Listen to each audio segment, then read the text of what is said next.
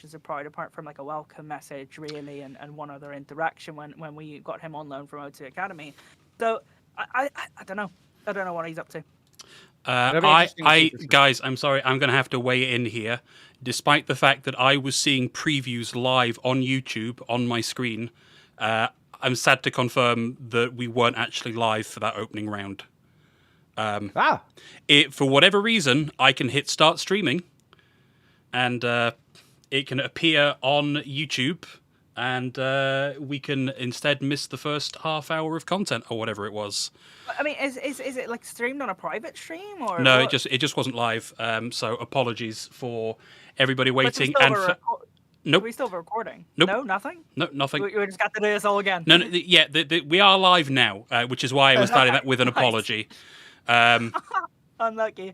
Yeah. Again, slightly confusing on my end. It has said that we are live on my screen for some time now. Unfortunately, not. We can dive back in. We can go back into the starting soon and then just trim the video down at the end. Hey. Honestly, let's fucking do it. Why not? Go on. All right, let's. All right, guys. If you are still watching, I want you to pretend that this hasn't just happened, and we'll come right back in like a second. So with you shortly. Hang on. Let's go to intro.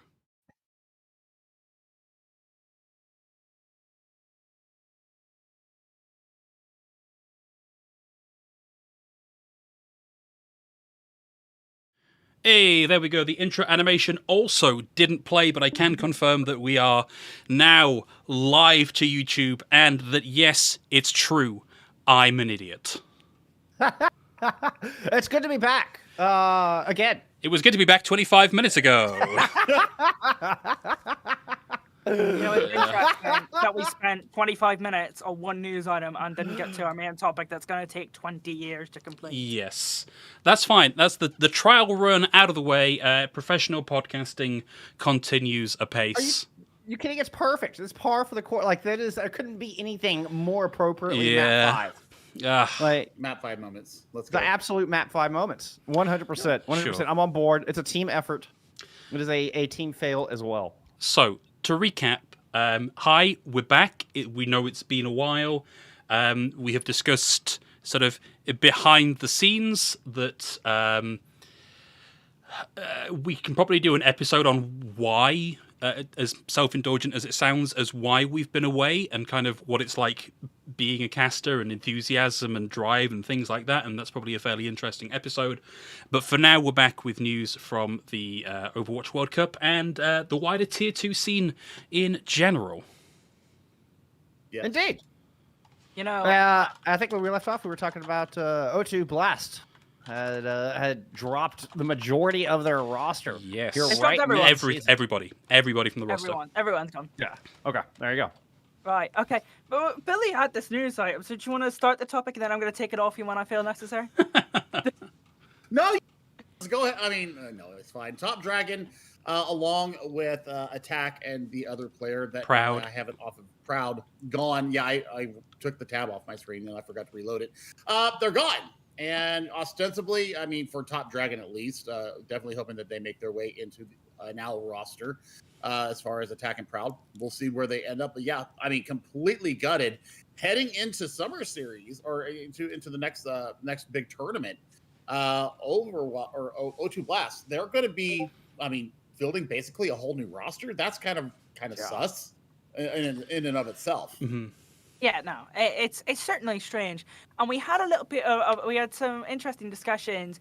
I actually kind of want to reformat the way we did these discussions. Let's talk about the individuals first, and then let's go to the weird situation as to how this happened. We did it the other way around when we were off on camera before. But we were doing our trial run at the podcast. Yeah. So I've actually decided this place better. So the individual players, I'm going to talk about my two little homies, Top Dragon and Pride, for obvious reasons. Top Dragon, you know, my opinion, top 5 flex DPS player in the world. I actually personally think top 3, but that's my personal opinion. Really, really flexible. Not many players like him at all. You know, he's got to be somewhere, right? We have no clue what team he's on. We haven't heard anything. I've heard nothing. And I've been asking people. I have been asking what's going on here. You know, where is this gamer gone? No clue what's happening, but I'm hoping it's good news soon. And then the other key one is, for me, Pride, right? I love Pride. With my two interactions with him, one being a welcome message and one being like, oh, wow, you kill everything interaction. We had him on loan from O2 Academy. Brilliant player, really, really talented. And we don't know where he's going to go either because he's 17. He can't play in the Overwatch League Summer Stage Opens. He can't play in Contenders because there is no Contenders Korea right now. What does he do for the next 6 months? Does he just, like, kill people in ranked, or what does he do? I'm so glad you're talking about like killing people in the game and not just Ocean suggesting maybe he's killing people in real life. Always good. From Always the a good evidence of the discernment. It's an video important game, distinction. from the evidence of the video game, he'd probably be pretty darn good at it.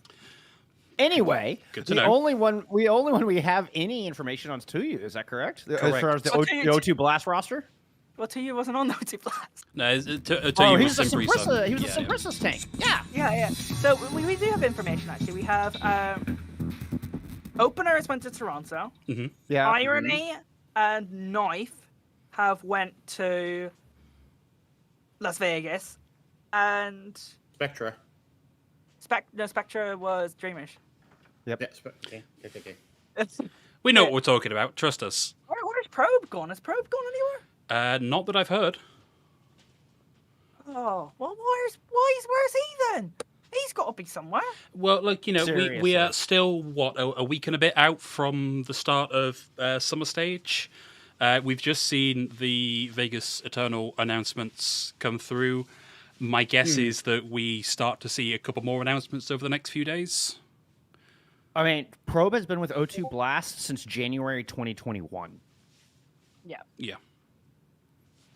And and it was a sub at first. I mean, back in the when it was proper, and was it proper in Pelican? That's like No, that Pelican was 2020. was 2020. That's right. I think. But so. anyway, I'm saying Probe was a sub during some of that 2021 season, but still, like the list of accolades on this gamer is nuts. Yeah, 2 years with O2 Blast, and it's just a lot of gold. So yeah, no, 2.5 years. Well, Probe and Heesang? Probe, Heesang, and Profit last year. Yeah, that sounds right. Yeah, and then this year, unfortunately, Probe is sharing time with Top Dragon, Knife, and Pride, which is Yeah. how It- did a Contenders team get that DPS quite high? and By they're all nuts. consistently demonstrating that you are a good place to work, and that if you come and play for O2 Blast, there's a pretty strong chance you might get picked up for something bigger than O2 Blast. That's how you do that. So the thing that we kind of left out, and this is what we initially discussed while we were off/on camera previously, was how weird this is, because now they have to get a roster together for the summer stage, and additionally, it's mid-season. The buyout fees were waived. This is super irregular. It could just be a nature of the landscape right now, to ensure that their players got picked up. I mean, you gotta throw some respect, because we were also talking about how does this tier 2 team make money. Now they are partnered with the Shock, so therefore NRG, but that's still waiving the fees for all of their players, which sounds like they're getting picked up, so good on them. Is doing best by their players and not what's necessarily best for the squad or best for the company or whatever. Yeah, which is admirable. Yeah, I mean, the amount of fees you probably have to do with Contenders Korea, I'd imagine I'd imagine you would get fees to get to the arena, when you're doing Contenders Korea and Overwatch League right now, you get the fees to get to the arena. But your food expenses, I'd be concerned about. I'd be concerned about the amount of expenses, players would have, especially when, I highly doubt all of these players have financial advisors or whatever, right? So there's going to be lots of different weird expenses here, right? So, yeah, it's a bit of a weird one for me in terms of a financial decision.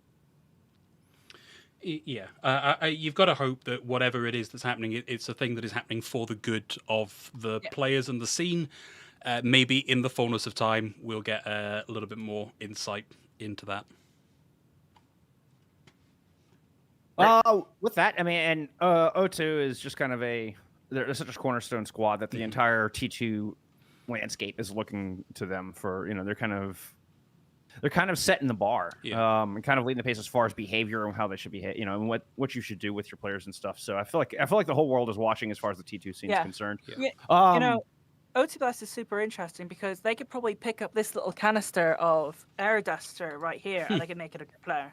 And this got this air duster would know I got to get that. I got to go to OWWC as well. I don't even know what this is for.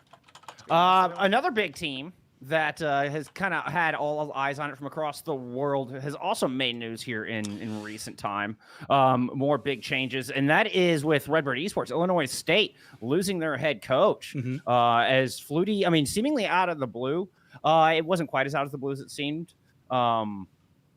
But with Flutie retiring, this is a crazy move. I mean, it was Flutie who kind of founded this program, who brought in Wheats in the original American Tornado squad that really put ISU on the map. But then, I mean, even once Wheats left, Flutie did an amazing job of building the gig roster. The roster that followed was all Flutie, and despite perhaps not being as hands-on as she would have liked, still did a phenomenal job of keeping ISU as the contenders team to beat, and a highly competitive contenders squad as well, whether, I mean, be it collegiate or tier 2 contenders proper.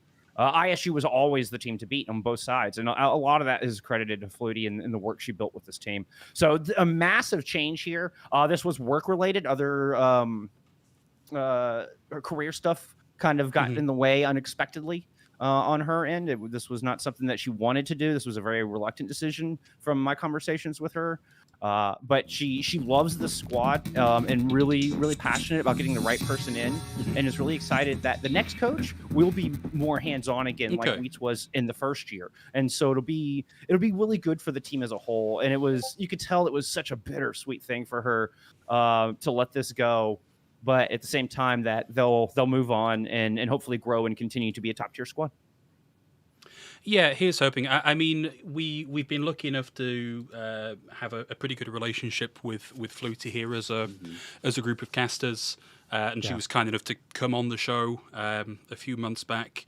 And if my understanding of like her capacity to make sure the right people are in place during her tenure, I have no doubt at all that exactly the right person is going to be in place after her tenure to keep up the good work there. So interested in finding out who that's going to be and what the new direction for Redbirds is, because it is quite the dynasty to build on. I wonder if Wheats goes back. I wonder if Wheats goes back to ISU. I mean, you got to think the door would be open. Yeah. Proven It would be a perfect fit. And with him no longer at Toronto, you can't help but wonder if Wheats is, looking to get back into the scene, or what his plans are as a coach and for his career. But yeah, it'd be a hell of a fit. Like, it seems like he just slot right back in.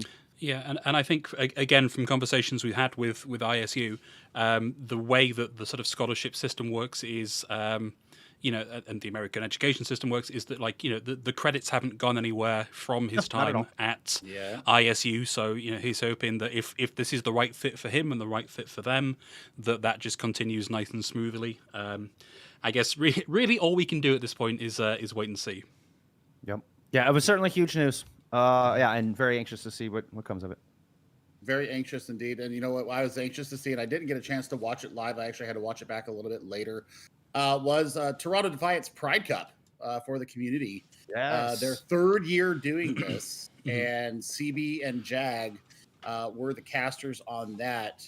And I tell you what, the Bonzi Buddies put on a hell of a performance in it. But I mean, it's just another great example of the Overwatch League really leaning into diversity. With the stuff that went down this past week, with certain things going on around the periphery, the fact that the messages coming out from Blizzard right now are so positive really gives me a lot of heart for the direction that our game is going. Seeing all the support coming out for CB. By the way, Cassie, we absolutely love you. I just got to put that out there in my own personal statement.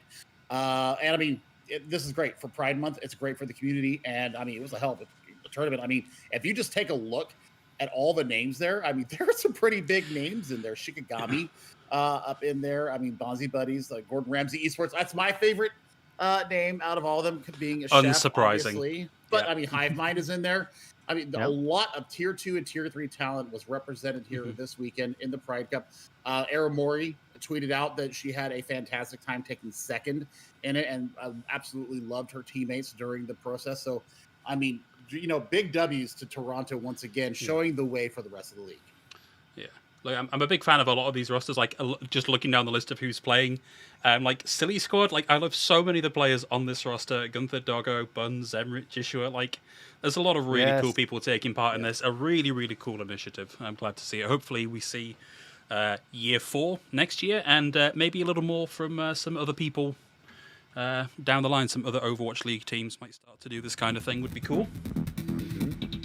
I got the cast with Gunther when he made his shortlist into I got a couple tries as well. He was actually I wish Gunther had kept up with it. Like, I genuinely think he was a real talent. I had an absolute blast every time. I agree 100%. I've got some interesting things on Gunther. That was so ominous. Wait. They're a great hugger. I've signed one of their mice mats, and they've got a lovely personality from when I met them. There you go. Yeah, I think we actually met them at the same event, didn't we? Yeah, we met them at one of the Will English Invitationals. Mm-hmm. Ah, yeah. Yeah. I think so. Yeah, we've got more good stuff coming up. So Toronto was the Pride Cup this past weekend. Well, coming up this next weekend, Calling All Heroes hosting their second major. So that's just amazing. All eyes will be on that. Another $10,000 major tournament. That's going to be on all the Pride. We'll be on the Overwatch League channel and all the subsequent co-streams to go with it. I'm about to correct you because it won't be on the Overwatch League channel this weekend. It's not. Because World Cup is happening this weekend. So the first stage of this tournament for Calling All Heroes will not be in the Overwatch League channel, but the knockouts will be. Oh, okay. That's the knockouts will be. Okay. Yeah. Okay. Yeah. Well, there you go. Thank you for the correction. Yeah. The apologies. My dog is about to knock over my camera. The additional bit of information on that is that it's not just the main format of Calling All Heroes. It's also the Heroes Rising series. So there's actually a couple of different pieces, a couple of different bits and pieces going on for Calling All Heroes this weekend. Ooh. Yeah, so, the Major 2 is going on this weekend, or the Rising Major 2. Yeah, so this is players Diamond 1 and below, which is cool for a number of reasons. First and foremost, there really haven't been many like Blizzard, Overwatch, eSport, official channel, low rank player tournaments or competitions outside of like Flash Ops, which is open to everybody, and the community tournaments that have been happening this year. Dog, would you please get out from under the desk? This is very annoying. It's okay. I'm sorry, Phil. I'll move. Yeah, you'd better, you dog. 32 teams in that $1,500 prize pool. Like, not bad at all. That's pretty amazing. And I've always advocated for you don't have to be a Overwatch League pro to compete and to be able to enjoy competition. So I think that's an amazing step here from Blizzard. Agreed. Totally agreed. I mean, Ocean, did you ever cast any of my matches that I competed in CGL?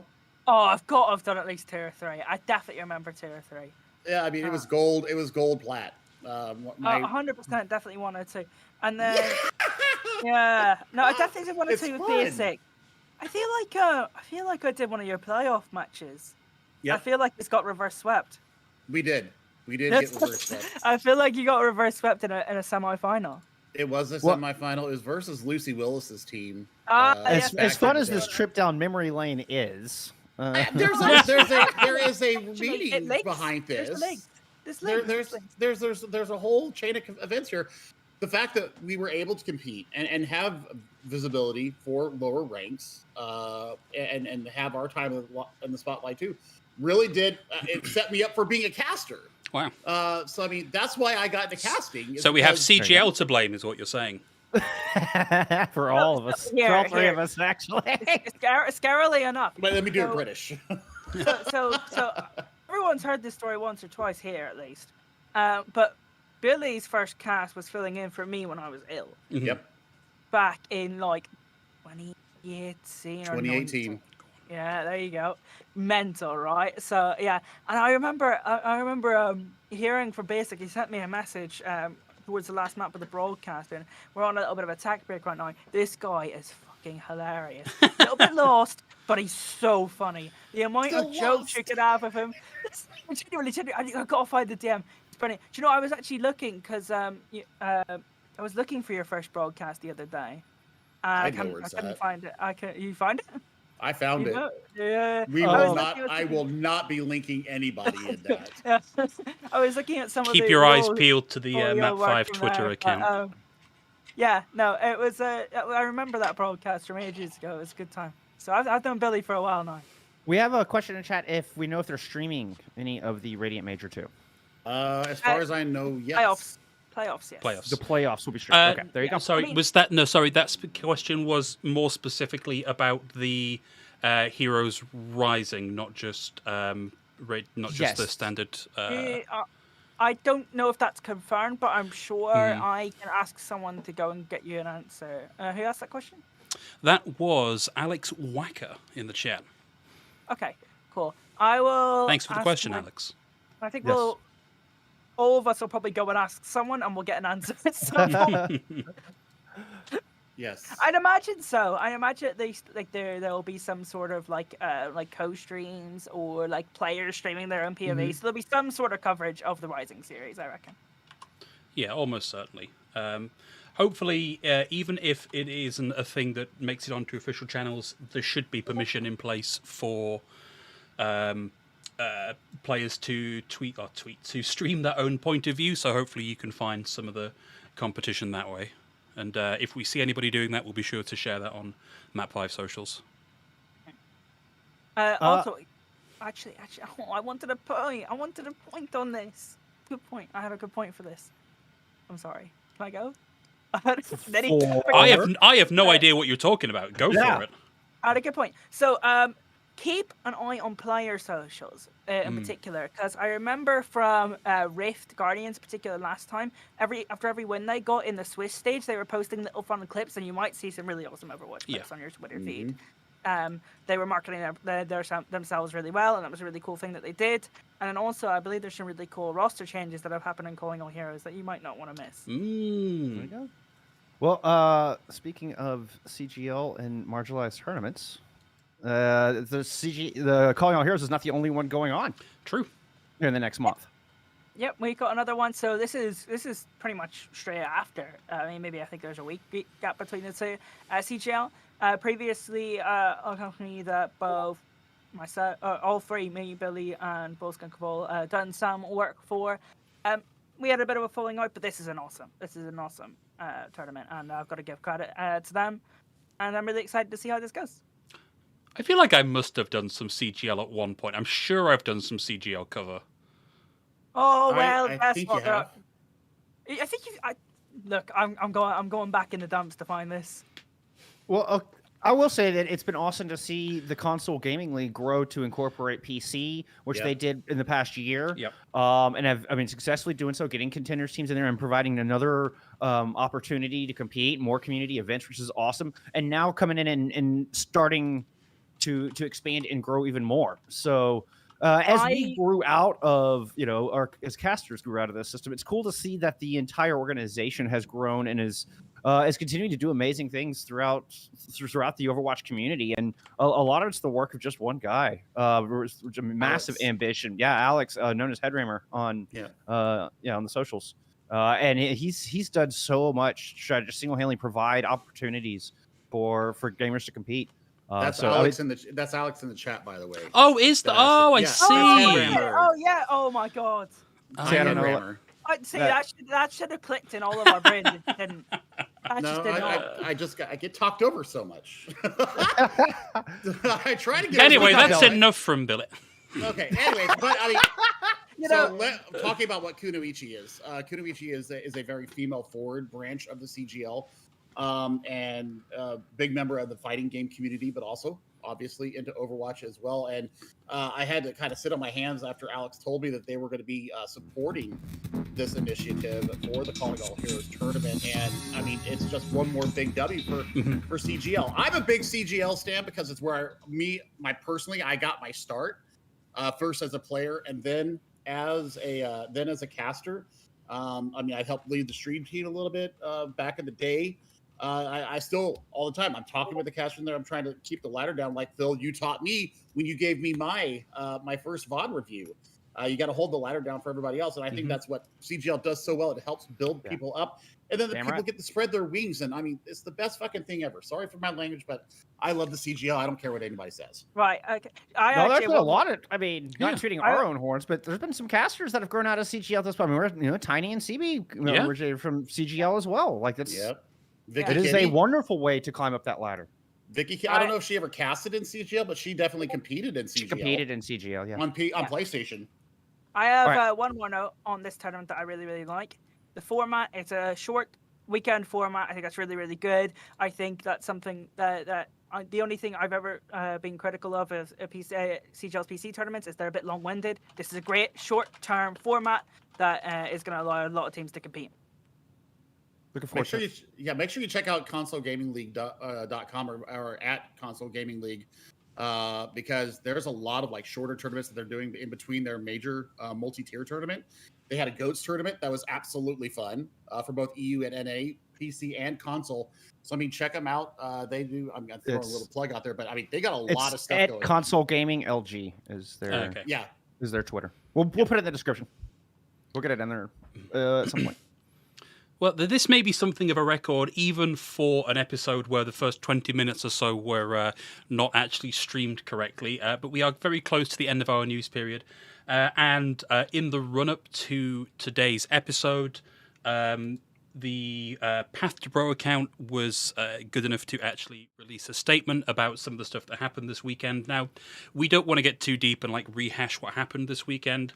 But what we did want to say is it has been phenomenal to see the overwhelming volume of support that was sent specifically in CB's direction following some of the unpleasantness that happened this weekend. And, you know, for anyone that ever tries to tell you that, you know, there are problems with this community, there absolutely are, as there are with any community.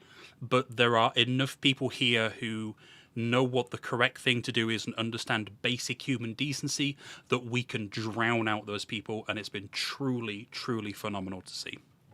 I have a comment on this in particular. Good on the really good fast suspension, really, really good action. Didn't take long at all. Was very, very quickly notified, and I hope that this is a permanent suspension. It better be. And another note is obviously a lot of these actions happened over the course of the weekend. There were more actions that took place over the weekend, in particular in the match between Saudi Arabia and Poland. There were some actions from players as well. I actually talked to in the Overwatch World Cup server. I don't know how much I can go into detail because we are err on the side of caution, please. Yeah. Well, I talked to the general manager of the Saudi Arabian team and asked what steps they are going to take to avoid some of these things happening, and they said they are going to take steps. We haven't seen evidence of those steps, but hopefully we do see them. Good. And if we don't see them, hopefully we see further action taken on some of the players that misbehaved in that match between Poland and Saudi Arabia. Yeah, again, we don't think this is entirely the place to rehash that conversation. Clearly, there is still work that needs doing, but for those of you heavily involved in fighting against it, good on you. Keep it up. The louder you are, the better things get. Damn Indeed. Right. Somebody that's been fighting this for 30 years, it really does touch the heart. You're so old. Sorry. Wow. Not the time. Not the time. I'm so sorry, Billy. Billy, I'm going to give you a hug. Okay. I mean, I owe you so much, Ocean. That's a veiled threat. No, seriously, but somebody that's been fighting this for 30 years, fighting the bullying, fighting the harassment, fighting just the inhumane treatment, just because I'm different, seeing what happened to CB and seeing the entirety of the community spinning around and putting their shelter around her. God bless it. It brings a tear to my eye. I promised I wasn't going to cry, but I mean, it really did touch me. And just the overwhelming support is absolutely huge. Big gaming W to everybody in the scene that has supported her and the claws there. But you know what? We got better stuff coming down the line. We got Overwatch World Cup talking to do here, Phil. We do indeed. And for my sins, I am first up on that list, whilst I'm also trying to juggle production here as well. Jeff, I don't know how you do it. Thank you very much. Let's not talk about the many mistakes that I've made here. So for those of you that were like the rest of us, somewhat overwhelmed with the volume of Overwatch that there was this weekend, we're going to do our best here to try and break things down, what the sort of main take-homes were for each region on a region and group basis. And we're going to start with what is effectively my home region. And it occurs to me that I may have been looking at the wrong region when preparing my talking points. No, I am absolutely correct. You're all good. Don't second guess yourself. Don't second guess yourself. There we go. So Group A, EMEA, or EMEC, sorry, the European and Middle Eastern Conference.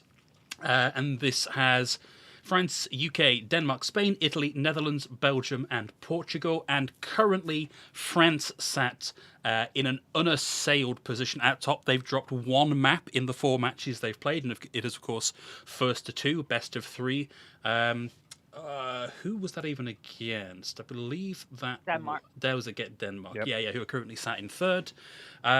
This is a very strong group. Right? We were talking about this kind of being a battle for 3rd place group because we sort of looked at who's on France, looked at who's on the UK team, and these are teams that are stacked with Overwatch League and high-level contenders talents. Like, look at France, Nico, Ben Best, Poco, FD God, just on like who have we seen at the Overwatch League level already? Not to mention we've got Avo currently on Team Peps. Pack and Reviews, I'm a little less confident on the provenance of, but you can't argue that they didn't put up a pretty phenomenal performance over the most recent weekend. And then when you go and look at exactly what their coaching is, there were some jokes made about the French coaching staff when it was announced because they came in with this ridiculous coaching roster until you come to understand that they all have different roles and that the approach for Team France here is not just to get like the 2 most high-profile French coaches, but also to start to do things to bring up the next generation of coaches so that we've got people in position for next year. So I think once we understood what the rationale was for that, it becomes very, very admirable. And it's clearly working for them because, obviously not totally unassailable, dropping 1 map, and fair play to Denmark for managing that. 8-1 after 4 games is truly phenomenal. The UK, obviously, if you can't tell from my accent, I am a little bit biased in that general direction. And again, I know, surprising, right? Another very, very strong roster. The thing that has surprised me here, specifically with the UK roster, is that we are seeing the return of Bone back. So despite the fact that we have Cronus on the roster, and I know from experience of having watched Cronus play that they are a very strong ANA player in particular, we have still seen Backbone come in and play the support role here in these opening 4 games this weekend. So a lot of flexibility here.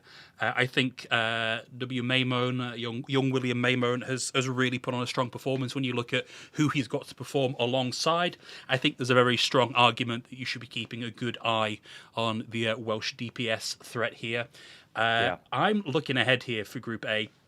Again, we're talking about this being a battle for 3rd behind France and the UK. We still haven't seen those guys go head-to-head just yet. In fact, the last game is Great Britain versus France. So that is going to be a long and exciting run-up to that one. I think honourable mentions here so far in Group A. I've really enjoyed watching the Netherlands play. Yes, they're 1-3, but in every case, it's been incredibly hard fought. And when you look at who is on their roster, it's unsurprising. We've got A10, who, whilst he hasn't competed in a little while, is a talented coach, a very strong, flexible player in both DPS and tank roles. We've got has played both in this tournament, hasn't he? Yes. A10 has actually played both. Because I always think of A10 as a tank player. Sorry, I didn't mean to interrupt. No. You're totally right. That sort of goes to the flexibility that we have from A10 here. And if you have never watched any of A10's educational videos, you really owe it to yourself to go and do that. It is some of the most well thought out, well-produced, structured coaching and improvement content I think I've ever seen from somebody in the scene. Which isn't, of course, not directly related here to the Overwatch World Cup. I love that stuff personally, so I'll personally go check that out. Yeah, you absolutely should. Like, as someone who has been playing and studying the game for too long. 7 years. Yeah, to watch an A10 video and go, huh. Yeah, of course, that makes a lot of sense. Is quite the mark. Haven't seen. Yeah, sorry, go on. Can I give a shout out to a particular team in this group? Of course. Not performing particularly to the amazing standard, but they have got a win under their belt. Team Belgium. Yes. I'll give a quick shout out to them. And I have the really important point. Sports psychology is really important to me. And I remember, so after we went out of Overwatch World Cup, I was talking to John and Oliver from Mastering the Mind, a great sports psychology project. In my personal opinion, and I know a lot of professionals in esports that believe this as well, these two guys, for their work ethic and them as people, are the two best sports psychologists that work in esports in Europe. They're amazing, and I remember John is from Belgium, one of the psychologists from Mastering the Mind. He says, I really enjoyed working in Overwatch. Can you, we're gonna go and contact Belgium, and they told me about it. And Weevil, head coach of Belgium, sends me a message, goes, tell me about this lot. They're, again, simple as some of the best sports psychologists in Europe. They're brilliant. Hire them instantly, bring them in. And they made that step, and I've already heard a couple of mumblings that it's really helped them out. And anyone who supports sports psychology and esports, especially at tier 2 level, gets a big thumbs up from me. Yeah, I know, it's fascinating. Yeah, and to additionally talk about the Belgian roster, it's very easy to go, oh my god, Logix is in. I am such a big fan of Ken as a player. Me too. And Me too. I don't mind saying it's very heavily rooted in my fandom of Clockwork Vendetta and then Avoided and then, because Ken is this super flex of a player, right? Can basically pick up whatever you need him to pick up and play it at a contender's level. Always super fun to watch. Hopefully in the next week we see a little bit more from Belgium. They have had a couple of difficult games already. Of course, they've already had to play the UK. Have they had their game against France yet? No, not yet. That is going to happen first day of next week's games. So yeah, that's going to be a tough one. But looking at the rest of the time here, they're up against Portugal, they're up against Italy. They can quite easily put another point under their belt here. So we are expecting good things from the rest of the Group A games. I don't want to sort of gloss over the other teams that we have in Group A, but unfortunately the strength at the top has meant that for Group A, for the teams below that, it's just been a little bit hard to really play in a way that is really noteworthy. A very strong performance. Clearly we've got a lot of talent still in this region. It's super cool to see Freyu back competing. I remember casting Freyu all the way back in 2018 on Team Clash back in Open Division, I think. We've got Helv, we've got Caneo coming back in for Spain. The Denmark roster is goated. I got so caught up in talking about the amount of Overwatch and contender talent that's there for France and the UK. We kind of glossed over Denmark here, who are currently sat at I believe it's a 2-1 record after 3 games. And Shockwave, Naga, Shax, Doge, Molfig, Kellex, Slay. That is a crazy roster. I expect that to be top 5 in the overall tournament. Yeah. And I was shocked France was able to beat him. It was super close and a really good match. But I was still shocked France took that win. I think the difference in terms of those two is you've got to think about the backing, the actual fan backing for France that they have. It's so massive. And it does make a big difference. Fair. That's why France does so well. And I think that's genuinely the only difference I could think of in terms of level between those two teams. Honestly, I think Group A, in terms of the fact Netherlands, I think necessarily underperformed, and Spain also losing to Italy, I think it could be done already in terms of those 3 going through. I don't see them slipping up too much. I think Netherlands have already lost too many games. Spain losing to Italy definitely hurt their chances. If Spain didn't lose to Italy, then you can maybe say it's on in terms of a race. But I think that top 3 might be cemented. I think there's a world here where if the UK maybe relax a little too much, or we get some leveling up over this week through VOD review and focus targeting, Denmark start to overtake UK in terms of map score here. Obviously, it's top 3 out of Group A rather than top 2, so I don't think we're at any real risk of UK not making the next stage of the competition. But yeah, this should be an interesting comparison after next week. Agreed. I think that's a good battle, and I think it'd be interesting to see the battle from Spain, probably just from Spain to Belgium. I'm not just saying that because Portugal beat us in a bit of a shock. I think the battle from Spain to Belgium will be an interesting one. Yeah. Well, I mean, Denmark have already played UK and France. True. Oh, yeah. They have had their hardest. Denmark have their hardest 2 matches are already done, and they're 1-1 in those matches. You can expect Denmark to close this out with nothing but dubs throughout the rest of this qualifying section of the tournament. Actually, one more note before we go on to the rest of the groups. I love the Overwatch World Cup, and I've loved being a part of it. I don't like the first 2. No, but when you look at the length of the broadcast days already, there's so much going a lot on of here. games. Like you could make an argument. Yeah, you could make an argument for stretching this out over additional weeks, but then you start to butt up against Calling All Heroes and Overwatch League. So, yeah, first to 2 is rough, but I understand why. I was just thinking that Spain-Italy game because, Spain were up against it. I would have loved to see them try and claw back with the room. And that was the only game that kind of made me make that statement. I think first to 2 is... I think Denmark could have come back on France. Yeah, easily. I could have easily seen Denmark winning that in a 3-2 and coming back from the 2-1. Easily. And then another series I really, really enjoyed with Belgium-Portugal as well. So to clarify, I mean, I could easily visualize that. It would be easy for Denmark. Yes. Yeah. Moving forward, what's next?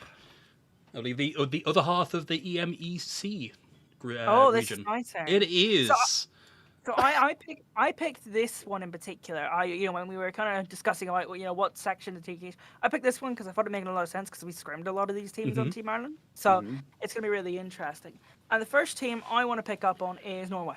Yes. Because Norway in particular, everyone was really, really shocked that they beat Team Sweden. We'll talk about Team Sweden later. On the opening day. Well, I'll just tell you right now, we scrimmed Norway twice, and it was scary both times. Really? Every single fight you play against Norway, it's a different tempo, different pace. Because of 3 players in particular, I think Mimio is an underrated main support player. Maybe not flexible in terms of hero pool that often, but flexible in terms of the way she plays the game tempo-wise. Really, really scary. Isaac, player I've worked with previously, scary because of how flexible they are in terms of play style, how many bloody tanks they can play. That Isaac can play every single hero in the game. Yes. And Psycho as well, very versatile in terms of play style, DPS player. And we scrimmed them, and I think we did 14 maps. We won 2, both of them were Numbani, and maybe drew another. But I can tell you, every single other map, we probably got battered because it was so awkward. Every single team fight. Also coached by Sibo as well. Yes. Just want to give a shout out to him. Guy I'm a really big fan of. Met at LAN, had lots of conversations with. Lovely guy. Should be in. Where would we know Sibo from? Guangzhou Charge analyst. Yeah. Guangzhou Charge analyst at one point. I remember talking with Sibo one of the days at the Overwatch League finals. I talked to him 2 or 3 of the days at least. And we actually had a conversation about Anacast, and that's how you know someone knows their stuff. Right. They immediately got bonus points in your book. I know that. Yeah, no, 100%. And then I think the other major story in this group, I think, is Sweden, right? Yes. Yeah. A little bit of an underperformance. With that DPS line, players like Lol Sish, Hampi, lots of experience. Disappointing to say the least. Yeah. But honestly, I watched the games, and I don't mean to be too critical of any of these other teams because we made mistakes in Ireland, in particular myself. I can't see why Melon didn't play at all. Yeah? Melon could have walked into any of those 3, any DPS, tank, or support, and made that team have a new dimension. Will it be the best quality team you'll ever see? Probably not. But Melon is so flexible and can play so many heroes. I thought Skyle in particular had a really, really not good tournament. I don't really want to pick on individuals too much. Skyle's a really, really talented individual. We know they're talented. But I feel like Melon at some point should have played, whether it be on tank or support. And I feel like they had a lot more options than they thought. And then also, you got to think about the fact that they were struggling all week. Why not put in a designated leader? There's a designated leader on that team like Theomatic. If you've ever watched the Theomatic stream, he He's got a lot of charisma, a lot of leadership. Love Theo. There's probably, there's definitely, if you were being hypercritical, Theo's not the perfect leader, but he's a fucking leader, and you're struggling to win games, plop him in. I feel like there was options that Sweden had that they didn't take up. I mean, I'm going to throw in there for Theo. I mean, just the Junker Queen alone, because we saw Lucius try to force it a couple of times, and Theo is a better Junker Queen than Lucius will ever be, and I don't care what people say on that matter, because it was just wrong. It was just wrong to try and force that into the compositions that they were trying to run. I think that if you make that, I think they were too rigid. I think you hit the nail on the head, Ethan, that they were just too rigid, and they didn't allow any kind of expression of creativity. They're almost meta slaves. Almost meta slaves is what I'm calling this Swedish team. Poor Ryan Reinforce at his wedding. Ask Pachimari, oh, how's it going? Oh, you just enjoy your wedding, buddy. You just enjoy your wedding. I think in terms of other narratives, right? Finland, Saudi Arabia, Norway are the teams favorite to go through. And then the other thing I kind of wanted to say about this group in particular is, yes, there's a lot of quality between Finland, Norway, Saudi Arabia right now. I wanted to give shout outs to two committees in particular in the background who have been doing a lot of pushback and a lot of help with the scenarios that unfolded over the weekend. And these people deserve to be recognised. Finland's committee in particular did a lot of hard work fighting for not just their team, but all the other committees and teams as well. We're all very, very lucky to have the Team Finland committee as colleagues, and it's the same with the Iceland committee as well. They did a lot of work in the background that none of you can see. They were absolutely fantastic. They were absolutely tremendous assets to their country and tremendous assets to the Overwatch community. So I just wanted to mention them there. And I think, like, moving that forward a step, another roster that is stacked in this region. Like, unfortunately, we didn't really see much from LH Cloudy. It's been mostly Vestola in. I think it actually might even be entirely Vestola in so far. It's close.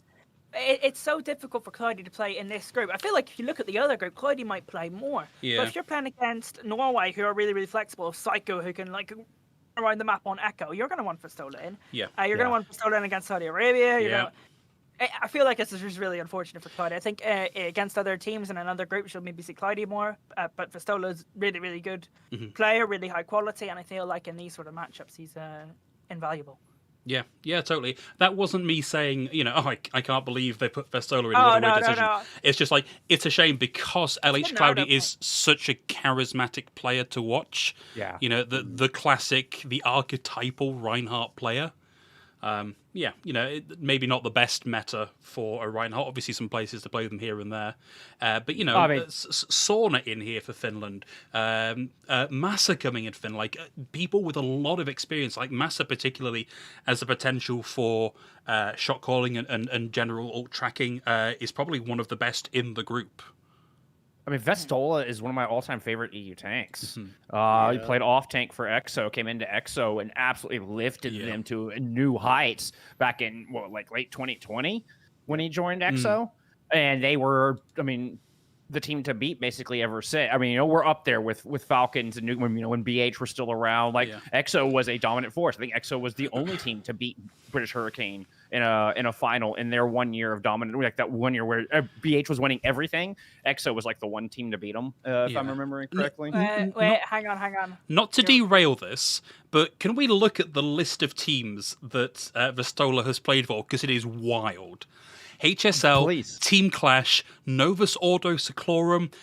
He was a stand-in for Clockwork, Young and Beautiful, EXO, British Hurricane, Paris Eternal, Twisted Minds, EXO again, Triple Esports, like huge names for Vestola. Yeah. No, he's one of my favorite tanks to ever come out of EU. I think a really useful player as well. I like the look of him every time he plays. I feel like that's it for Group B. I would like to talk about Saudi Arabia. In the terms that they're playing really well right now. Playing really well. Yeah. They're playing well, but honestly, in terms of their actions, it's something I don't want to highlight right now. Totally fair. Which I believe brings us out of EMEC. Sorry, that's Moth. It's illegal to murder moths on YouTube. We'd need to go back and check the terms of service. So if you can avoid murdering it on screen until we've got that confirmation, that would be appreciated. Oh, that old brack has been buzzing around my head, then I don't like it. Well, Ocean, you have 2 in a row here. Just by the way, this ended up. Right. So- Well, look.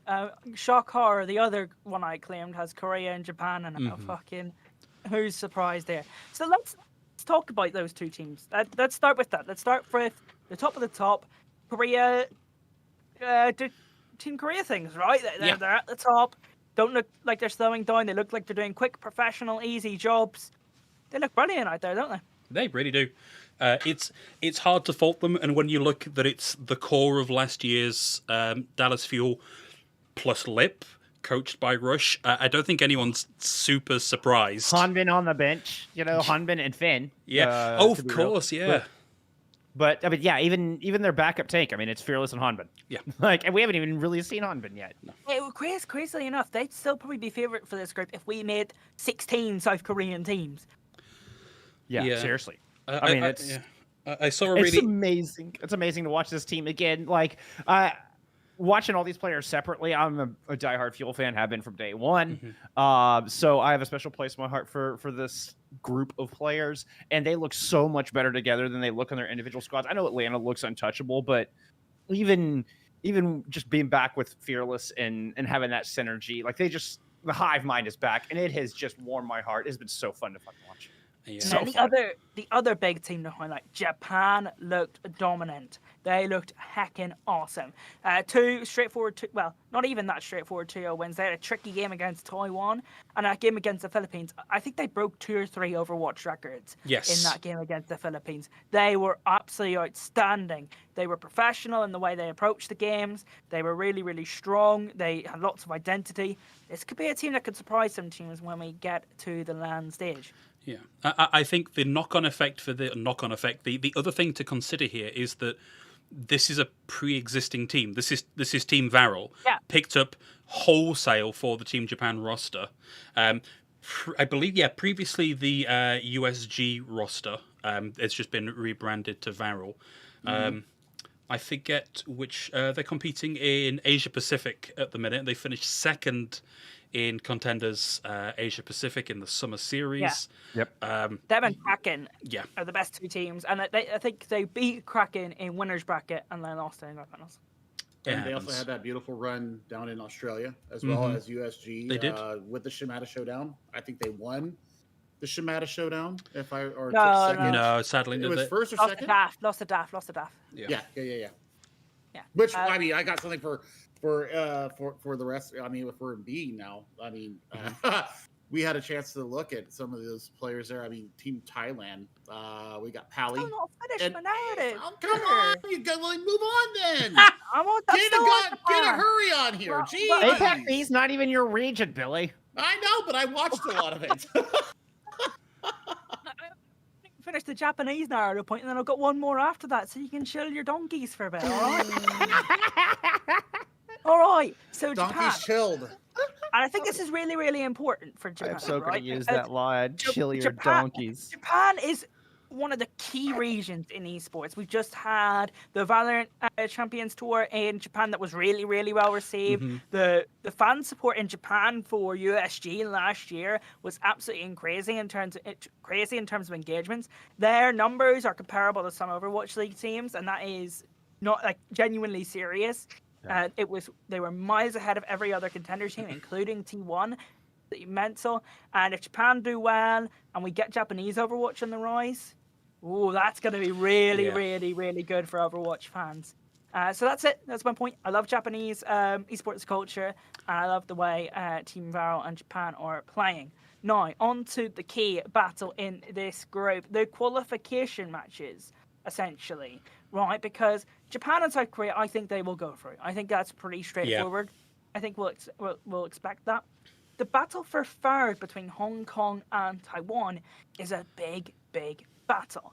Hong Kong, some of my favorite players from Pacific in terms of like long-standing. I'm Crazy, R3K, Mango Jai, and Karimi. Really like those 4 players. I think those 4 alone make this team really, really good.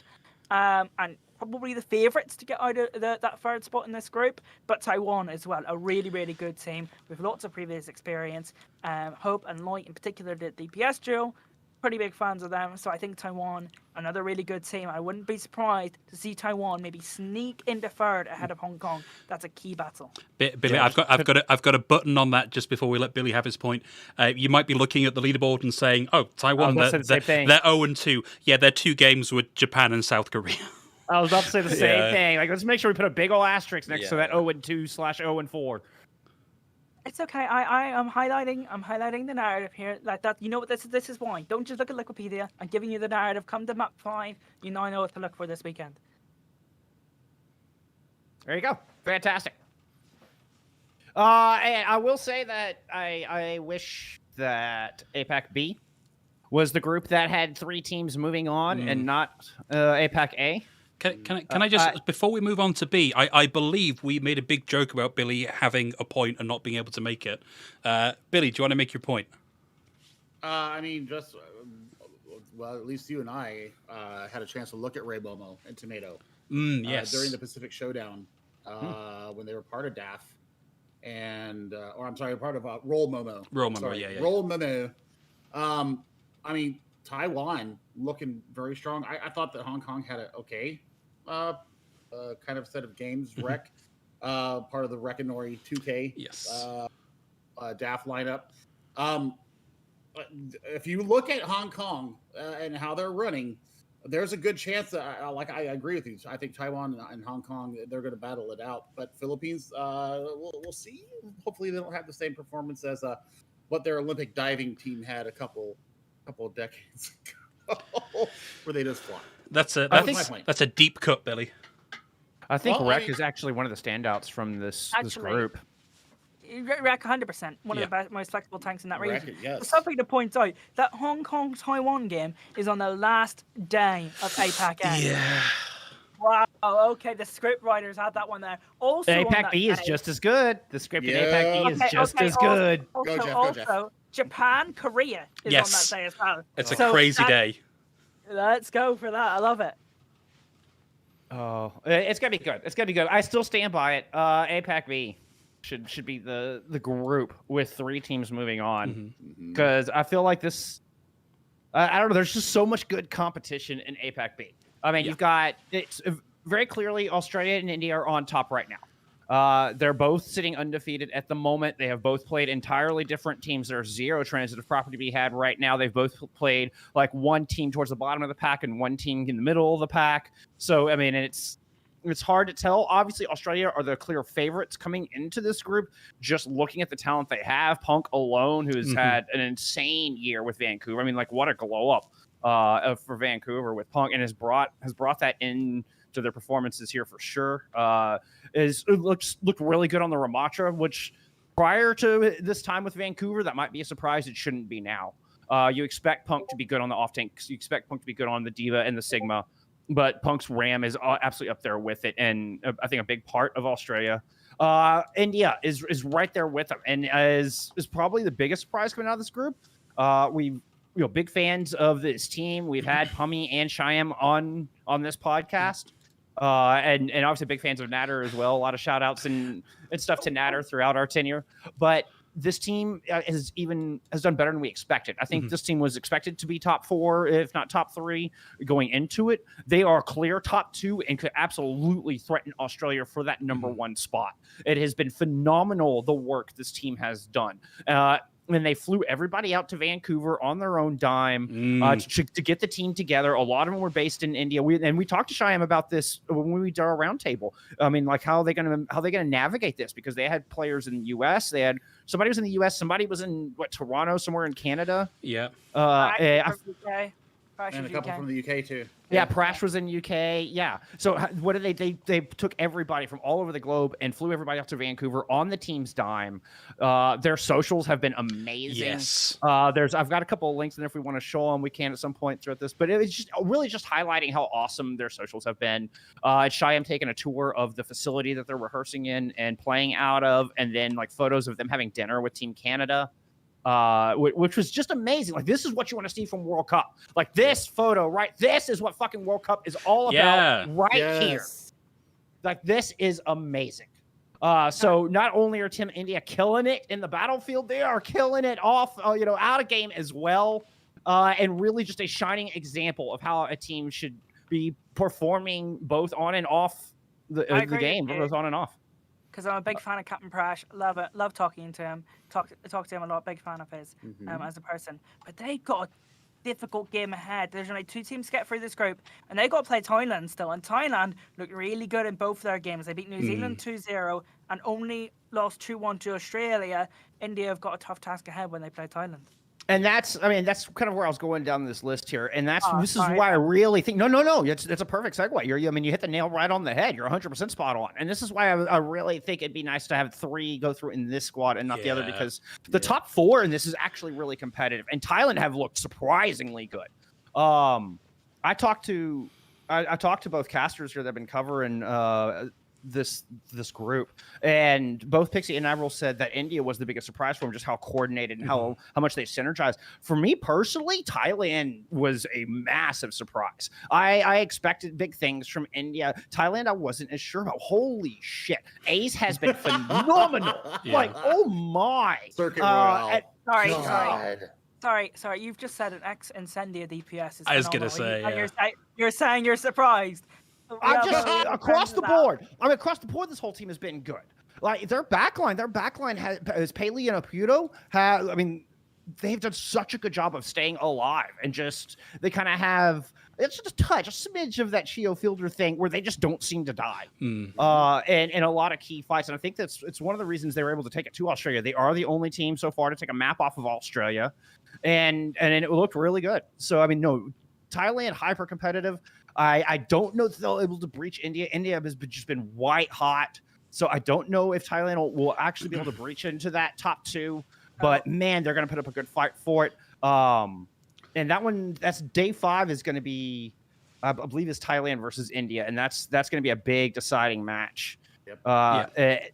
And then day 4, the very, very first match we get coming back into week 2 will be your number 1 versus your number 2. Right out of the gate, we're coming out strong with India taking on Australia. So that one's going to determine a lot as well. So those are 2 marquee matches to look out for. As far as week 1 goes, if I could only watch one match, y'all, I would go watch Australia versus Thailand. And that I got.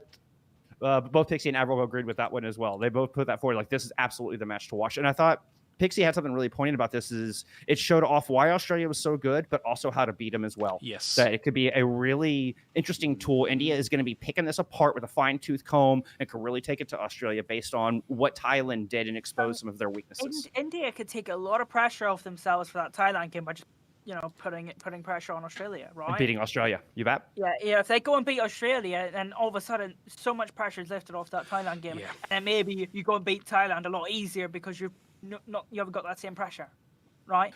Personally, I actually think Thailand are favourites for that game. Just to round out the group, Malaysia and Singapore had moments of goodness. Unfortunately, I don't think their rosters just aren't quite there yet. I had big hopes for Singapore, coached by John _, who I have personally gotten coaching from. Somebody whose brain for this game is John Galt for Singapore. John Galt. Excuse me, this is John Galt, not John _, but yeah, from John Galt. Who I personally followed and watched all of his videos as well. I've halted John Galt stuff. John Galt.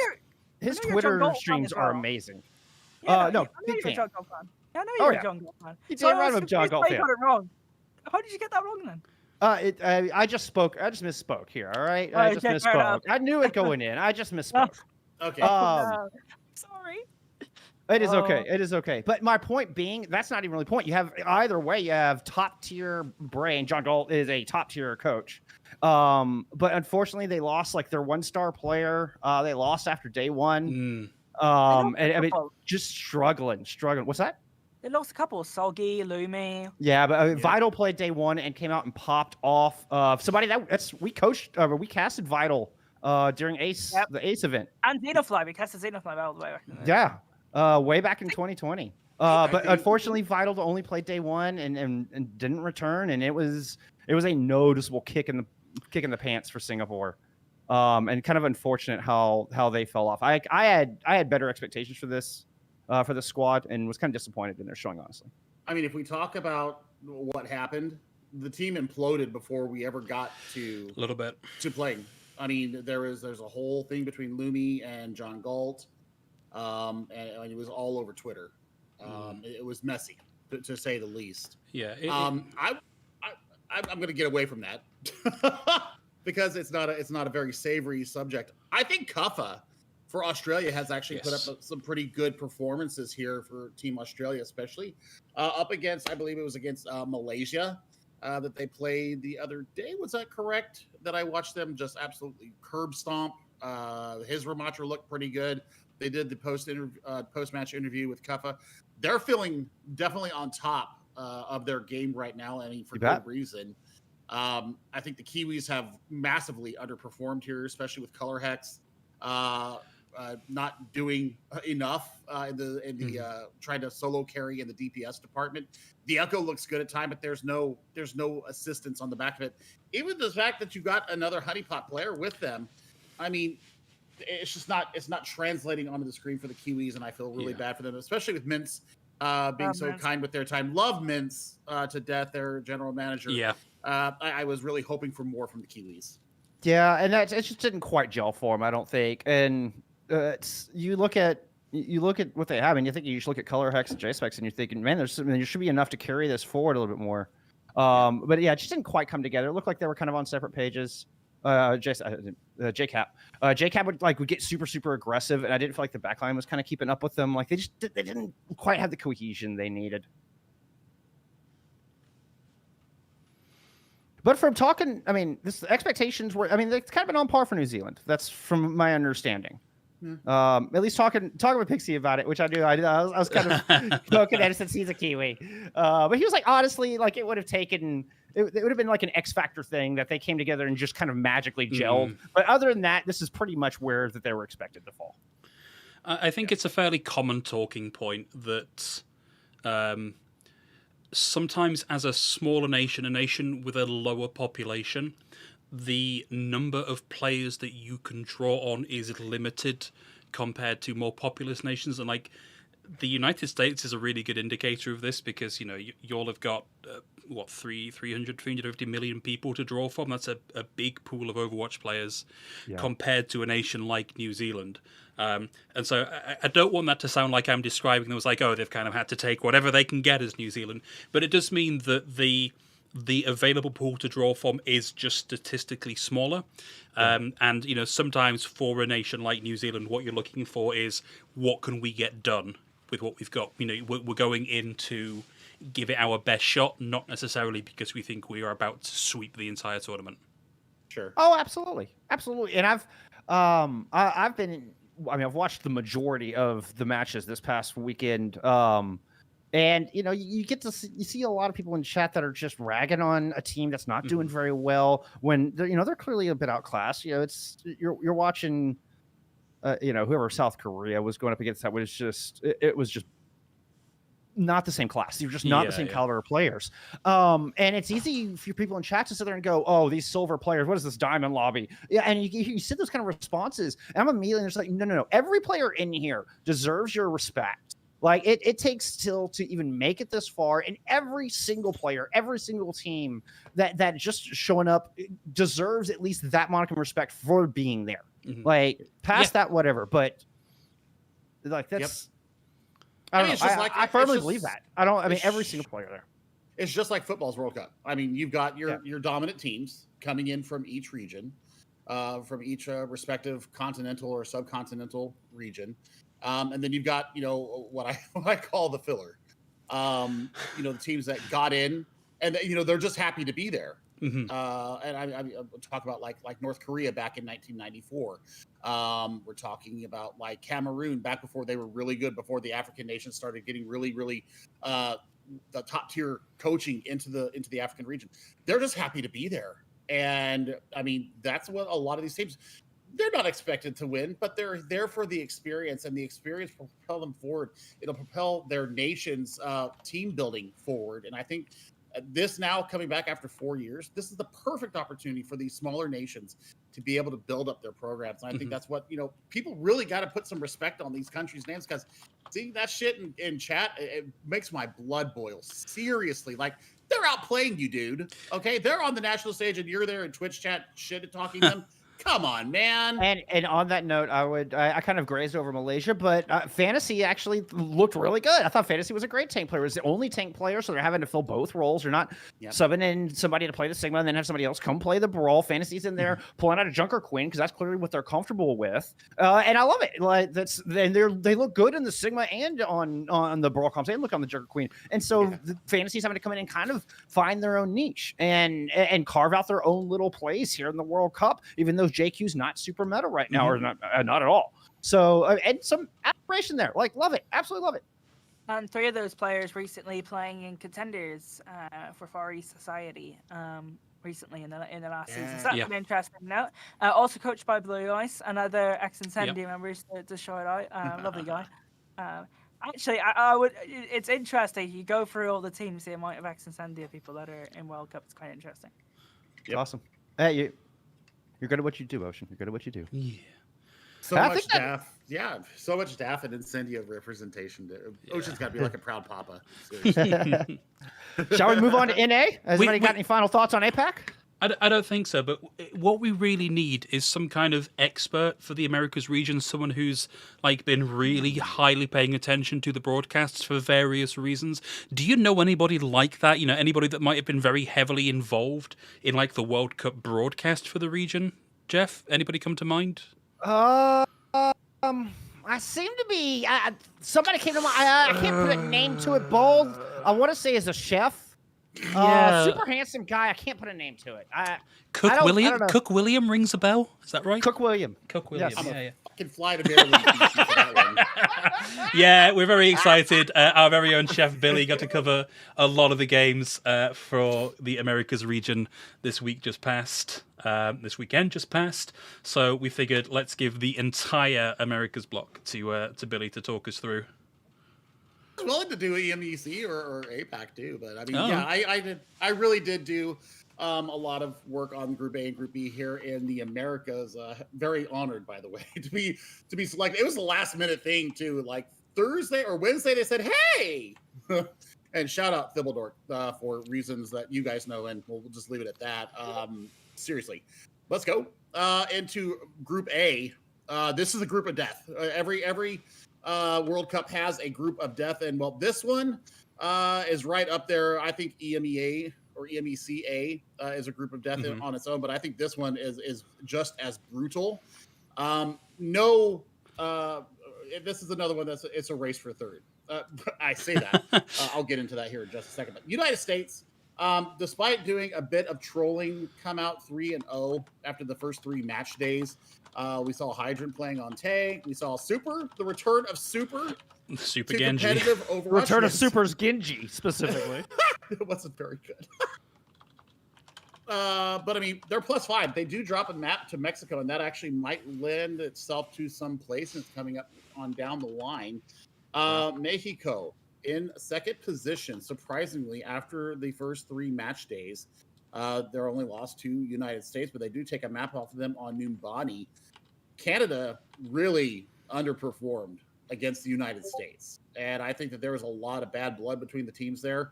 And I think the United States went out there and made a statement against the Canucks. And I mean, I felt pretty sad after that one. Ash, the host for our broadcast this weekend in the Americas, she lives in Ottawa and definitely felt the pain of that. We were both grimacing after seeing what went down there.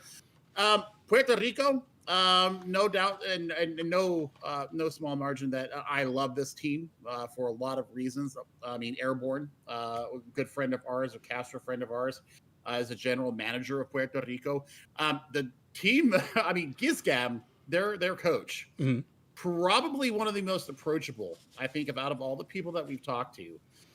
He's even played quick play with us, just wanted to hang out with us and talk Overwatch and kind of get a judgment of where we stand as far as how we play. Costa Rica and Guatemala. Yeah, they're those filler teams that you talk about, and Guatemala right now, I think that if they can play together as a 5, they actually have some opportunity to do some damage. But they are sitting at an over here in Costa Rica. Costa Rica, I think they're on the cusp of getting something done, and I think that Jodelo and Spooky Spanish, they're their only tank that they're carrying right now. I really embraced what they were trying to do. Baru really in the tank role just seemed a little bit disconnected from the other 4 on the field of battle. And I think that has to do because they're going for a college team, Briarcliff Academy, or a college or university. I'm not sure where that's at, but they're actually having tryouts. And I was calling auditions, and Phil helped me say the right word for that. But I mean, they're all like playing 4 together. Then Baru is a personal or as a private chef there in Costa Rica. So lots of love to him. He's a tank player. I don't know. I want to get your guys' thoughts because I obviously I've casted a lot of these matches.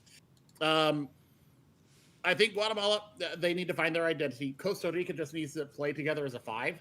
But the other 4 teams, United States is going to win easily. Oh, yeah. Canada, I'm scared for Canada. I have problems with United States right now. I don't like the way that they have been approaching their matches and rotating people on roles that they're not comfortable on. I think it shows a clear lack of respect for the other teams and committees, and I think it sets a really dangerous precedent for what Team United States stands for and the players that are on the roster stand for. I mean, is there not anything to be said for not showing your comps or your hands whatsoever? If you can win with not showing any real strategies, is that not a competitive advantage? The first game is Canada, right? Let's be real. I'm not saying this is what happened. I'm just playing just a slight devil's advocate here. Yeah, I understand that. But they played Canada, they got the big game done, and then they decided to mess about. Yeah. They decided to what? Mess about. Oh. Play with their food. There's no reason to do that. It's disrespectful. You're not showing off the best of your talent. I don't like it. I really don't. And I think it sets a bad precedent for them later in the tournament as well, because this is not a standard that you should be accepting as your staff for United States. So I understand that, but I think there is a variety of approaches and requirements from your audience. And people like you and I, who are maybe slightly more involved in like the competitive aspect of that, want everything to be at its absolute peak. I can guarantee you that there was a big chunk of the American fan base that thought that was absolutely hilarious. And I'm not saying that I agree with them, but I think you can't discount the idea that there is some entertainment value. Yeah, entertainment value, and they might be making a heel turn here because they think it's a fun and entertaining thing to do. I mean, it wasn't the US game, but I understand that it's entertaining, but it's like the Tor 1v1. Does that not send a dangerous precedent that we're here to entertain, we're not here to play the best Overwatch possible and be the most respectful and dominant team possible? I don't think they are. United States are not showing anything to me that they're going to win the Overwatch World Cup. They're showing to me that they're maybe top 8, just with their attitude. Agreed. Yeah. Agreed. I was actually and wait a minute. How is this? Wait a minute. How is this any different than South Korea coming out and playing on Lifeweaver? You're not coming out with the same philosophy against South Korea and saying that they're throwing and being disrespectful. They did the same shit, dude. There's a difference between someone playing Lifeweaver and high jumping on Winston and super coming playing Genji. There's a big difference on that. There is a big difference. I mean, I understand, but why? Why is that a big difference? Watching back the games, right? Okay. Korea, they didn't drop any maps, and they played professional. They did their resets. Their ultimate economy was good. The basics and Overwatch fundamentals were there. The Overwatch fundamentals for United States weren't there. That is absolutely not true. Lip would go in and EMP when they were in a 2v4. He did it several times. That's Lip, though. That's just Lip. Lip's been doing that his entire career. That's what Shanghai was based on. I'm not having that. I mean, that's not smart, intelligent play. That's not using your ultimates wisely and proper rotations and resets. I disagree with this because Lip has always been this really, really aggressive Sombra player, and their other DPS has always been a little bit quieter because of him, because they're there to set him up, and that's how they played the game. And your identity of South Korea, or previously Shanghai and currently Atlanta, has always been based on Lip. That's how he plays. But as United States, there was no identity from individuals on that team. I thought their fundamentals weren't I would there. say American Tornado were kind of known for trolling as well, but like if you want to go with past identity and using that as a precedent for current behavior. But you do make a really good point about Lip, and I will certainly concede that it is not the same. But I wanted to bring those points up because I thought they were worth talking about. I think once the Canada game was over, they didn't care. That's kind of what it looked like. My big problem with the United States. Okay, yes, they're getting the results. Okay, and yes, they are trolling, and yes, they're being dicks about it.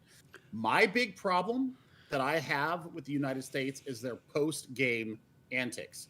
Hydran went into J3's stream and was just, completely disrespectful. Not the same person that I met when I went to ISU. I have lost a ton of respect for Hydran. Seriously, like, you don't talk about your competition. You don't talk about your competition like that. I don't care if it's USA versus Canada. I don't care. I've never talked about it like that. And I'm Canadian and American and German and whatever nationality I feel like of the day. Quote. I mean, that's a conversation as old as time, though. Is BM and trash talk good for esports? But the level where Hydran took it. Completely different, completely out of line. You can shit talk all you want, but when you cross the line, and you're a professional in the Overwatch league, well, you were. Is he still with Toronto? Yeah. But you also don't know what goes on behind the scenes. Yeah. I mean, it's like Hydra. I'm sure Hydra would go up and hug Charisma if they saw each other. That kind of thing. Whereas behind the scenes, that's everything I've always seen is. Players are super friendly, and then they have on social medias and streams, and it's just hype. I think the problem is the lack of respect for their opponents. I don't like it. I think it sets a bad precedent for American players who are looking up to this team. I don't think that's absolute. I think that's viewed as disrespectful. I don't know that it's necessarily intended that way, and without firsthand, it'd be hard to say that was their intention was just to be disrespectful and not to just be. I'm not saying that was their intention. Trolling. I'm saying they are being disrespectful, and that sets a bad precedent because people are looking up to this team and they think this is how they should act. I mean, what's their Gator's leading them. So why isn't Gator coming out and addressing this? Because I think to go back to my point is that not everybody views this as serious an issue as some of us do. I think it is a serious issue because you look at some of the other countries and the teams they have on display, right, and how they're acting. It does affect their fan base because you look at how I'm gonna mention another one of the players who misbehaved last weekend. Look at Xyan responds, and what he was behaving like last weekend, and look at his fan base. They look up to him. They're gonna act like him because that's what they think is normal. Yep. So if you do that with Team USA, you're setting a dangerous precedent for esports players in the USA. That's my genuine thought on it. I thought they were very disrespectful. I think they're a really good team, lots of talent, lots of time for their general manager. Mm-hmm. There were lots of different calls in the World Cup server where people were asking things with Blizzard and having conversations. Yeah, I was very, very respectful to all the other committee members and the Blizzard staff. So I have no doubt that he's doing a really, really good job. I just didn't like it. I really didn't. I'm going to cut the America disrespect conversation and talk about the rest of the teams. Here in the group. Puerto Rico got rolled by the U.S. We've already talked about that. Mexico, on paper, the only person that I know of personally is Paulette, and that's only because of the Timeless Creator Cup and Calling All Heroes, the previous minor. Angel Volado is a star in the making right now. Very smart game sense. Played the Reaper, played some of the Sojourn as well. I was really impressed by Angel Volado. Captured 2 MVPs throughout their games during the first week. Played very well behind Castled. Castled is a very underrated tank, by the way. Going into White Room on Lijiang Garden, throwing up the Nemesis so that Angel Volado can get a 3K off the Blossom and then finish up the 4K. And we watched the Moira jump off the map after that. Mm-hmm. But just the wherewithal, the coordination right there, it was absolutely spectacular. And I talked to Ampere, who's their social media manager, also a Spanish language caster. They were very impressed with it too, and they were saying that the Chobilux Angel Volado DPS line is something that a lot of teams are going to have to be very cognizant of as they go through the rest of this group stage.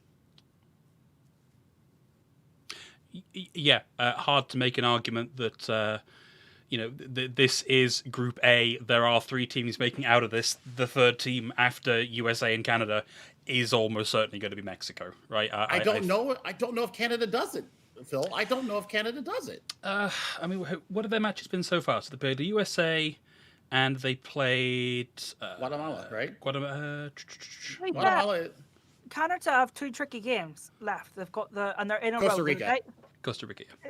Canada play Puerto Rico and they play Mexico 2 days in a row, and those are not easy games at all. I think the only way I see Canada going on is if they have a poor game against Puerto Rico and they don't quite bring things up to Mexico. Yeah. I think in 98% of the time here, United States, Canada, Mexico, maybe 2% of the time you maybe see Puerto Rico sneak in here. I think that's probably what we're looking at. Yeah, and it's going to take a heck of a performance from Puerto Rico to make that happen. That's talking about them beating Canada and potentially beating Mexico as well, right? I mean, getting Puerto Rico beat Mexico, day 6. That's another good game to watch. Yes, be one to watch. There you go, day 6. To watch. There you go. I can tell you right now that the Puerto Ricans, they took it very hard. What happened against the USA? I can tell you that right now. Gizgam reached out to me and told me that the VOD reviews are going to be extreme. Because they felt like they had more to prove. Yeah, and they just got out-mentaled. The first map really did set a boom in their system. I'll tell you right now that they are practicing Jeff at Mayaguez. They're in Puerto Rico, so the community support for Puerto Rico it's huge. It's huge. Oh yeah, absolutely. I love their community, BT Dubs, and they do not hold any punches back for their team. No, I mean, we've had Louis on this podcast. Yeah. I mean, Louis, assistant coach, and Gizgam is their main coach, and I mean, we've got User in the chat right now as well. Yeah, I mean, damn right. Los Puertorriqueños, come killing on, vamos. I love what they're doing. The social media on that, by the way. Puerto Rico's social media has been fantastic. Right? Him and absolutely outstanding. Yeah, I mean, absolutely phenomenal. The other team that I want to kind of highlight here from Group A is Costa Rica. Like I said, I think that they have some great building blocks for the next World Cup. I just think that Baru needs some help. I really wish they would bring Spooky Spanish in just to give that certified tank player, because Baru is actually listed as a flex. I would love to see Spooky Spanish get some playtime. And if they don't do well, just to get that under the belt, get that cap from the football world, get them the international cap, and see what they can do moving forward. Because you don't know how next year's World Cup groups are going to pan out. And I'm telling you, I loved it. By the way, Ender P is an absolute magician on the hit scans. Had some shots that had me reeling against Guatemala. And like I said, match day 6, Puerto Rico versus Mexico is going to be one of my 2 watch matches. I will have popcorn while I hope I get to be on the call for it, honestly. I just came across something from Team Mexico. Before we move on, I want to make sure we get this, because this could be awesome. Okay, I've been told to wait, but I just came across something super exciting. Wait, did you? Oh, it probably is. Oh, it is. You're right. Yeah. Nothing. It's a meme of their response. It's not like okay. It's still a good meme. Damn it. It's still a good meme. Still a good meme. Because you gotta love it. I mean, are we putting it up? No. No. Okay. Well, you have to go follow Team Mexico. Go follow Team Mexico. Yeah. Well, you can see it. Oh, I'm sorry. Go ahead, Jeff. No, that's all I had. You're up. We're moving on to B. Let's move on to Group B. Group B, only 2 teams are going to transfer from this one, and this one's a lot more straightforward than the other 2 teams transferring. Brazil, como vejo. I mean, this team. You talked about it, Phil. I was not a part of the higher echelons of PC casting back then. I do not have the same base. Neither was I, my friend. Neither was I. I mean, you were pretty close to it. I mean, you understood SA a lot better. You talked about that being a time capsule, and they've been unthawed here or thawed here. And man, Dalka is a beast in the tank role, and Ludwig can play anything that they want to and will win. Yeah, that's about the size of it. I have two notes. I one note in Brazil. Brazil is, you know, the way I'm like always a big fan of Japan, right? In terms of like their fan base and what they kind of bring to these communities. Particularly another country that does this is Brazil. Have you seen Brazilian esports crowds? Yes. They are Yes. mental. They are a big are CS:GO absolutely country. mental. Big CS:GO country, Rainbow Six, a lot of other games as well. They're doing well in Valorant as well. I think it's really important to get the Brazilian community back on board. I think the Brazilian committee as well, interactions I've had, and interactions with their social media person and a couple of the little calls that we had during Overwatch World Cup over the time of getting things set up. And they were absolutely lovely. This Brazilian community is brilliant, and I think that they'll definitely go through, and it's going to be really exciting for the community. I think this, to me, also cites that we should probably bring Contenders South America back. Yes. Big community to hit. I will say is, I told you to bring Contenders Pacific back. I was right. The Japanese numbers have been huge since. It's going to happen the same with Brazil. I'm never wrong on these things, all right? Colombia, the other big country in this region. Your track record's pretty good. Unfortunately. Colombia is the other big country in this region. They're going to go through as well. I think those are going to be the first two. I think they're really, really good. We scrim team Colombia, and yes, we kind of dominated them, but they showed a big drive. They showed a lot of improvement. I know a lot of other teams that have scrimmed Colombia. I like the attitude and the vibe with the people I've talked to there. So I think they're also going to go through, and I think there's a little bit of long-term talent there. I don't think Colombia is a team you're going to see do really well on LAN, but I think long-term Colombia, if there's a contender South America, is a country that will rise.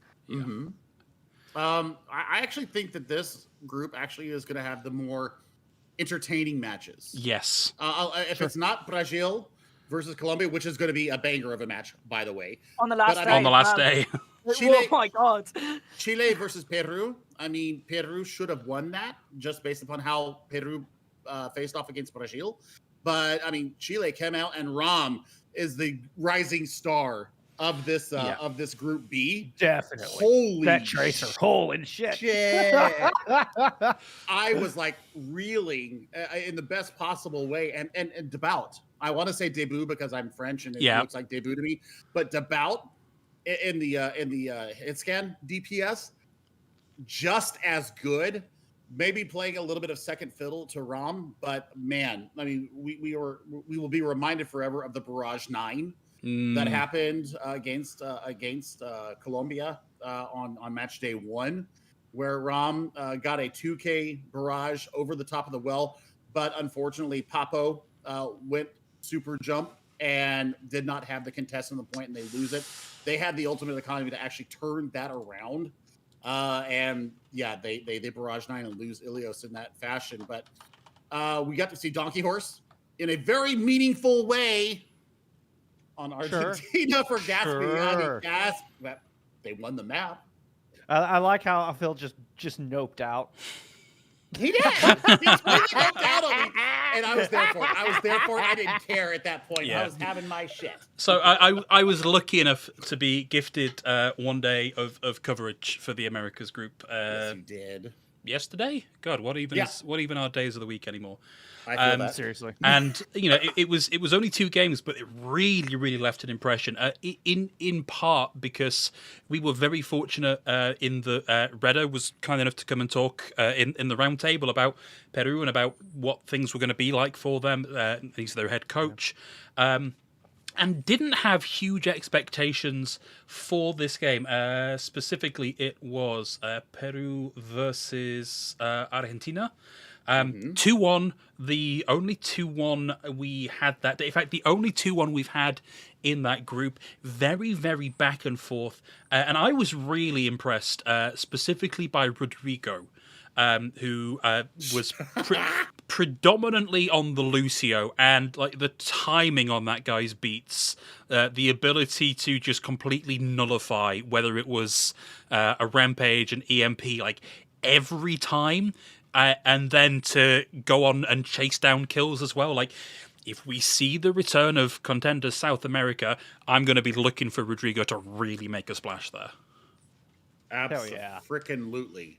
I mean, I was very impressed with Rodrigo. And you like Rodrigo. I like the I like the flex support. Poke. Yeah. Oh my god, the Suzus coming in against the Rampage, coming in against when we saw I think it was a Kuno go over to the Ana those couple of times. The wherewithal to save that Suzu for that moment. Oh. Yeah, just seem to always have Suzu for the perfect moment. Yes, I was. It was titillating to say the least. Yeah. That's the week 2 is going to be amazing. There are so many just deciding like pivotal banger matches across all 6 groups going on this next weekend. It's ridiculous. We talk about the Overwatch script writers. I'm starting to think, looking at the matches that we have on day 6 specifically, if not script writing, at the very least, the people that know what they're doing in the seeding and sorting out schedules going, that'd be a good time for that game. Put it on. And just working out the rest of the schedule from that. How many number 1 versus number 2s do we have going on day 6? It's ridiculous. Across the board, probably like 6 across all of the regions. Do you know what? Whoever is deciding the schedules for these games knows what the fuck they're doing. Yeah. Because, that's what we're saying. Even in Wildcard, we were playing Portugal on the last day, and that was the most anticipated games of the Wildcard. I mean, obviously, I know a lot of teams everyone wanted to see Finland and Denmark, obviously, but that ideally our game was going to be the one that people were tuning in to watch to see who goes through. They've got it. Whoever is writing the script for Overwatch World Cup, I don't know them personally. I haven't chatted to them, so don't ask. They're doing a good job. Agreed. I'm doing my best. Thank you, Ocean. Finally, the power behind the throne makes itself revealed. It was Jeff the entire time. But guys, I think that brings our coverage of week 1 condensed from 72 hours of Overwatch down to a little under 2. I would still encourage you to go back and watch these games, honestly. Anything we've mentioned specifically by name is absolutely worth your time to go back and cherry pick as a watch. Yeah. APAC B, it's Australia versus Australia versus India is really the one to watch. Very first game this weekend. Yeah, I think EMECA, it's going to have to be from this previous week. Yeah, UK versus Netherlands. That was a real good match. I'm going to go Japan versus Philippines. Really good professional job. An example of good Overwatch. All the basics done right. I like that game. And a world record on Gibraltar. Yeah. Yes. I went with a different side to you guys. You guys went with the most competitive games. I went with one that was a really good understanding of how, when you're a lot better than the other team, to provide respect and do things right. Love it. Boring. I think for me, from the first week of games, I think that the Chile Peru, even though it was a 2-0, the fact that Ram comes back after getting completely curb stomped by EQO in Colombia, how that gamer bounces back after that and puts on the performance that he did. Oh my God. That for me is the match of the week coming out of the Americas. There you go. Well, it has been good to be back. Yeah, it's been fun. Yes. It's good to be back. Happy Pride, everybody, by the way. I don't think Yeah. you clearly said that. Happy Pride. Happy Pride. Wait, it's still June. Oh, yeah, no, yeah, Happy Pride. Sorry, I thought it was July. No. It's still June, Ethan. There you go. I'm so For a few more sorry. days. No, I that's probably signs really, but I thought it was July. Not yet. It's okay. Not yet. Not yet. Well, Hey, you know what it is? It's because Calling All Heroes starts, in July. I see. Yes. I wonder why you could possibly be concerned about that, Ethan. Who knows, eh? Yeah, tell us about it real quick before you go. Tell us. I don't think he can. I can't. Can he now. not? Oh, Yeah, he can't. What about the tweet of the week? How about the tweet of the week? I was just getting that geared up, just to say we are wrapping up today, everybody. And I mean, this guy honestly puts out banger after banger. I wish I was half as fast as this guy with tweets. Tier 2 tweet of the week, it will be Bad Pachamari. 75 hours of straight Overwatch. I'm free. I can sleep. The guy's a grinder. Yes, that sums up this He's past a gem. weekend. Yeah. He's a gem. Yeah. Yes. Well, and, we'll have another 75 hours this next coming weekend. Yeah. More power to you, Bad Pachamari. Best of luck. Yeah. Well, Godspeed, my friend. That's going to do it for us here on Map 5 for this week. Now, all being well, assuming nothing breaks, assuming the reviews for this one aren't that bad that we decide to pack the whole thing in, we'll be back with a rundown of week 2. What was good, what was bad, what's the one to go back and watch. But for now, thank you for tuning in. Thanks, as always, to Glitch for letting us use their version of the King's Row theme as our opening today. Thank you to all my beautiful co-hosts here today. If you're not already, go and give them a follow on their socials. Go give the map 5 socials a follow and hop into the Discord. It's fun. We're friendly people. There are good vibes only. And we will see you all next week. GG's.